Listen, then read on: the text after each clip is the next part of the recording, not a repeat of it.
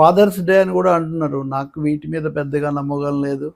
నన్ను బాగా ప్రభావితం చేసి అభివృద్ధి పరిచిన మా నాన్న కమ్యూనిస్ట్ నాయకుడు నరసింహయ్య గారి గురించి కూడా నేను ఈరోజు చెప్పట్లేదు. కానీ శ్రీశ్రీ వర్ధంతి కాబట్టి శ్రీశ్రీ వాళ్ళ నాన్న గురించి ప్రత్యేకించి చెప్పింది. ఈ పుస్తకం మిత్రుడు అశోక్ కుమార్ వేసేటటువంటి సిరీస్లో నేను తీసుకొచ్చిన మొదటి భాగం. ఇది పూర్తిగా శ్రీశ్రీ తన గురించి చెప్పుకుందే. దీనికి పెట్టిన శీర్షికే టైటిల్ నేను మా నాన్న నా కవిత్వం. శ్రీశ్రీ తన తండ్రిని ఎంతగా ప్రేమించాడు, తండ్రి గురించి ఎంతగా చెప్పాడో చూస్తే మనం చెలించిపోతాము. అందరికీ గాడ్ ఫాదర్లు ఉంటారు, నాకు ఫాదర్ గాడ్ అంటాడు ఆయన. ఫాదర్ గాడ్ తండ్రి ఆయనకు.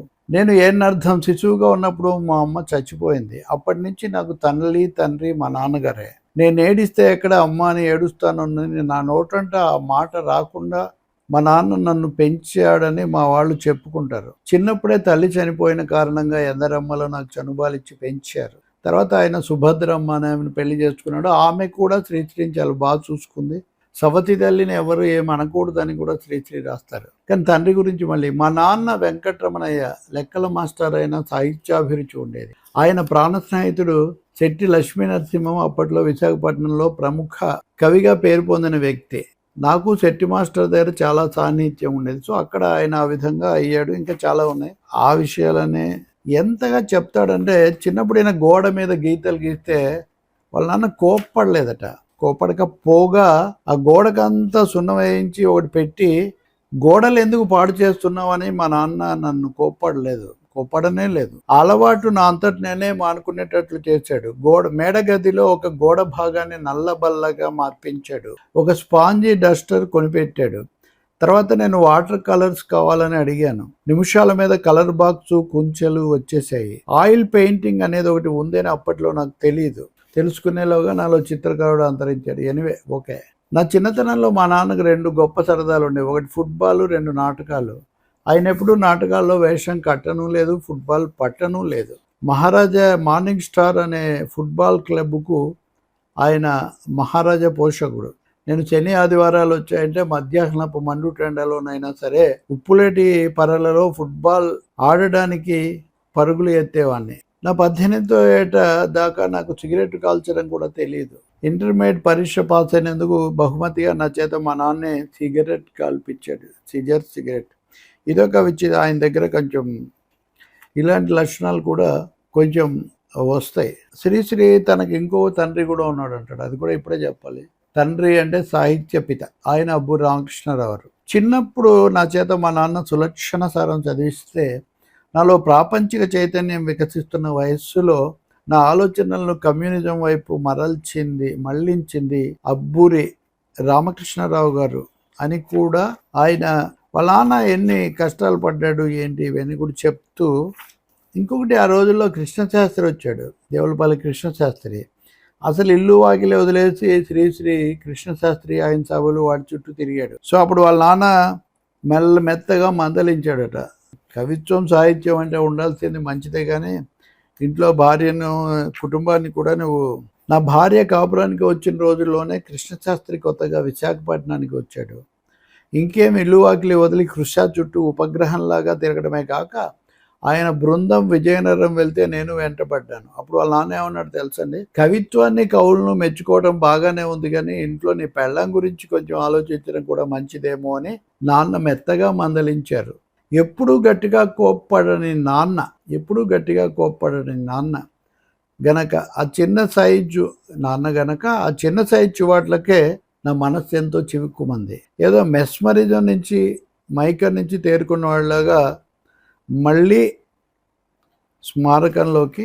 ఆర్థిక సమస్యలు కూడా శ్రీశ్రీని ఆ దరిద్రపు రోజులు, అంటే వీళ్ళు పేదరికం వచ్చేసింది వీళ్ళకి, కారణం అనేకం అనుకోండి, అవన్నీ మనం చెప్పలేం. కానీ ఫలానా తేదీ నుంచి నా దరిద్రం ప్రారంభమైందని చెప్పలేను, కానీ 1930 నుంచి 1940 వరకు నేను చాలా అవస్థలు పడ్డాను. ఆ దశాబ్దంలోనే నా మహాప్రస్థానం గీతాలన్నీ చాలా మట్టుకు రాశాను. అదో భయంకరమైన దశాబ్దం. దాన్ని హంగ్రీ 30s అన్నారు చరిత్రకారులు. కొంపెళ్ల జనార్దన్ రావు మాటల్లో చెప్పాలంటే అవి లోక ప్రవృత్తినంతటినీ కలవరపరిచిన ఆర్థిక మాంద్యం రోజులు. ఇప్పుడు నాన్న ఆ దరిద్రపు రోజులు నన్ను బాధించిన దానికన్నా మిన్నగా మా నాన్నగారిని సంక్షోభపరిచి ఉంటాయి. ఎప్పుడు కళకళలాడుతూ ఉండే ఆయన మొహంలో దరిద్రపు కత్తిపోటు ఎంత లోతుగా నాటుకుపోయిందో నాకు స్పష్టంగా కనపడేది. ఐశ్వర్యం అనుభవించి విశాఖపట్నంలో ఒక ఏలుబడి ఏలిన మా నాన్న క్రమంగా అగాధంలోనికి కూరుకుపోతుంటే ఆయన బంధువులు కానీ మిత్రులు కానీ ఎవ్వరూ పట్టించుకోకుండానే తిరిగేవారు.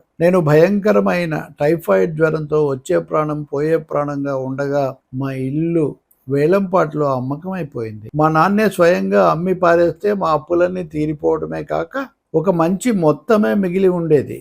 కానీ ఆ ఇంటి పునాదులు మా అమ్మ స్వయంగా తవ్విందట. తట్టలతో రాళ్ళు కూడా మోసిందట. అందుచేత ఎట్టి పరిస్థితుల్లోనూ అమ్మకూడదనుకున్నాడు మా నాన్న. అప్పులవాడు వేలం పాడించేశాడంటే అది దేవుడి రాత. పూర్వజన్మలో చేసిన పాపాలకు ప్రస్తుత జన్మలో పనిష్మెంట్. మా నాన్న గణిత శాస్త్రంలో ఎంత ఘటికుడో సెంటిమెంట్లలో అంత ఛాందసుడు. సుభద్రమ్మ చచ్చిపోయిన నాటి నుంచే మా దరిద్రపు రోజులు ప్రారంభమైనాయి. ఇల్లు అమ్ముకున్నాక ఒక చిన్న అద్దె గదిలో ఉండేవాళ్ళం. ఆడదిక్కు లేని కారణంగా ఇంట్లో అన్ని వస్తువులు క్రమక్రమంగా మాయమవుతూ ఉండేవి. కొంతమంది అది కావాలి ఇది కావాలని అడిగి పట్టుకుపోయేవారు.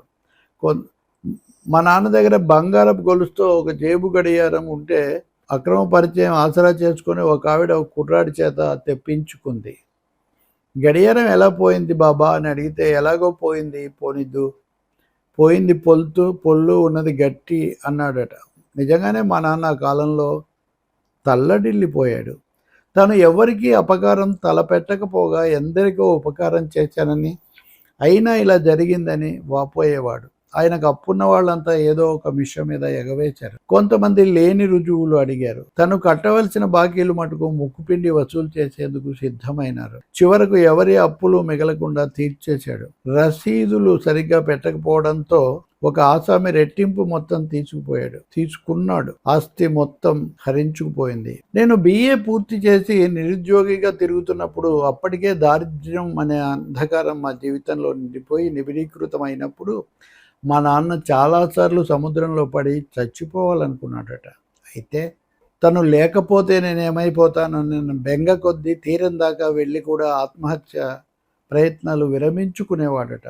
ఆ మాట నాతో మా నాన్నే అనేవాడు. అయితే అప్పుడప్పుడు నాకు కూడా చచ్చిపోవాలని బుద్ధి పుట్టినా చచ్చి సాధించేముంది కనుక బతికుండే దీని అంతు తేల్చుకోవాలని పట్టుదల ఒకటి పరిపక్వమవుతూ వచ్చింది. మొత్తం మీద ఈ విధంగా చూస్తే ఇక్కడ రెండు కనపడతాయి మనకు. శ్రీశ్రీ మహాకవి శ్రీశ్రీ కావటం వెనుక వాళ్ళ నాన్న ప్రగాఢమైన ప్రేమ, ప్రేరణ. అలాగే ఆయన సమస్యలో కూరుకుపోతున్నప్పుడు శ్రీశ్రీ ఇంత ప్రేమించిన ఇంత మంచివాడైన తండ్రి నాన్న ఇలా అవుతున్నాడే అని దాన్ని అనేక సంవత్సరాల తర్వాత అంత చక్కగా రాయటం.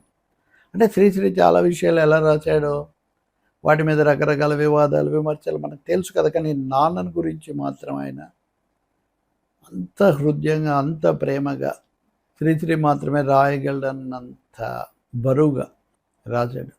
నాన్నల దినోత్సవం నాడు మనం దాన్ని గుర్తు చేసుకుందాం. తనికెల భరణి చదివిన యువమిత్రుడి కవితలాగా నాన్నెందుకో వెనకబడ్డాడు, ఇలాంటి సెంటిమెంట్స్ నాకేమీ అలాంటి భావన నాకేం లేదు. కానీ మా మిత్రుడు అరుణ్ సాగర్ కూడా అలాగే ఆయన మేలుకొలుపులో ఇటువంటివి చాలా రాశాడు.